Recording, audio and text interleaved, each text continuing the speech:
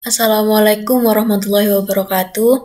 Saya Alfa Romah, NIM T 2019-5043 dari PAUD 2. Di sini saya akan menjelaskan tentang pengembangan sains permulaan dalam bermain menanam pot atau berkebun.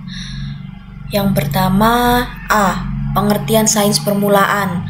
Sains permulaan adalah sebagai suatu kumpulan pengetahuan yang diperoleh dengan menggunakan metode-metode yang berdasarkan pada pengamatan dengan penuh ketelitian.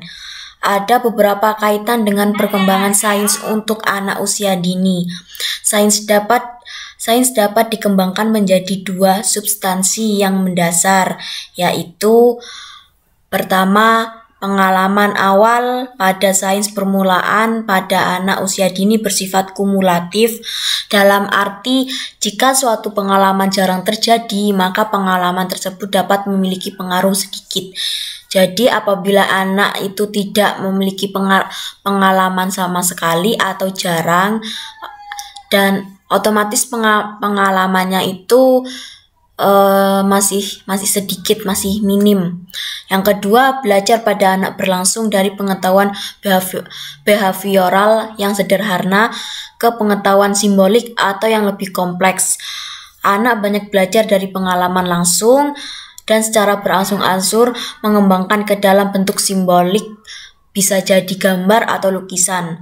Dan ada tujuan dari sains permulaan untuk anak usia dini, yaitu pengembangan pembelajaran sains yang terkait dengan dimensi pendidikan sains yang diarahkan pada penguasaan fakta, konsep, teori, dan prinsip. Dan yang kedua, program pengembangan sains yang dihubungkan dengan keterampilan-keterampilan yang diperlukan dalam menggali dan mengenal sains. Dan yang ketiga, pengembangan sains pada anak usia dini secara bertahap diarahkan pada suatu pembentukan pribadi atau karakter. Dan B. Pengertian bermain menanam dalam pot atau berkebun.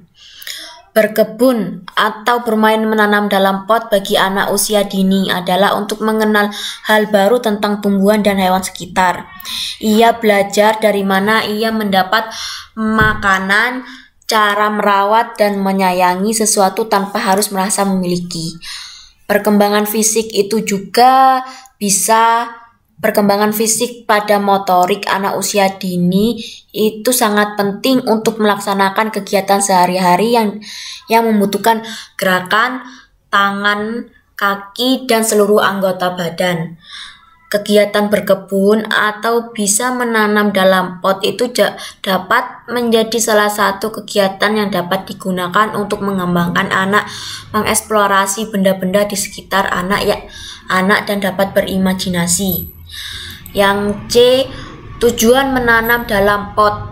Mengajak anak berkebun merupakan aktivitas di luar ruangan dengan tujuan mengenalkan proses menanam kepada anak. Aktivitas ini biasanya sangat disukai oleh anak-anak usia dini. Kegiatan berkebun, moral, nilai-nilai agama, fisik motorik, kognitif, bahasa dan seni, juga sosial dan emosional anak. Di sini juga ada beberapa tujuan berkebun atau menanam dalam pot, yaitu yang pertama, mendorong anak agar mau makan sayur. Jadi pada anak usia dini biasanya itu anak-anak nggak suka sayur.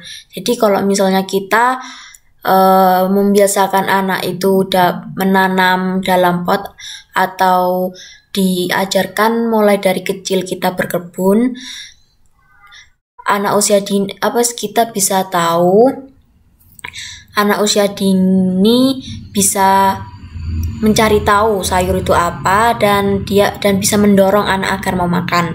Yang kedua, mengajarkan tanggung jawab dan kesabaran. Dan yang ketiga, mengajarkan anak berbagai pengetahuan. Dan yang keempat, mengajarkan anak pentingnya menjaga lingkungan. Dan yang kelima, mengurangi stres pada anak usia dini. Dan selanjutnya D. Manfaat bermain menanam dalam pot atau berkebun. Ada beberapa manfaat berkebun untuk anak usia dini, yaitu mengenalkan pada anak aneka jenis tanaman. Dan yang kedua, menumbuhkan cinta terhadap lingkungan alam. Dan yang ketiga, mengajarkan proses pertumbuhan tanaman. Dan yang keempat, membuat tubuh sehat serta melatih motorik kasar anak. Dan yang kelima, mengajarkan nilai-nilai religius pada anak.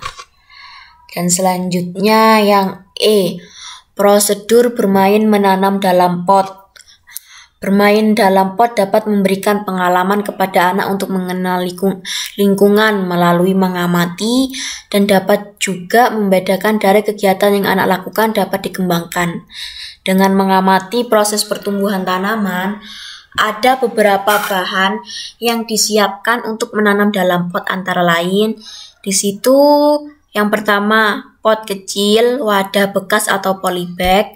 Yang kedua pupuk kandang atau kompas. Yang ketiga air dan tanah, dan yang keempat atau yang terakhir macam-macam biji-biji tanaman, contohnya itu sayuran.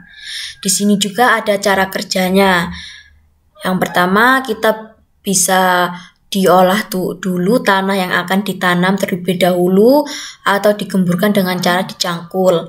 Dan yang kedua, tanaman perlu diberikan pupuk atau kompas yang sudah tersedia.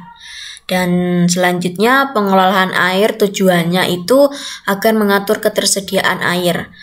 Dan yang keempat, taburkan bibit atau biji-bijian yang sudah tersedia. Dan yang terakhir itu tanam bibit sayuran yang sudah selesai di tempat yang tersedia.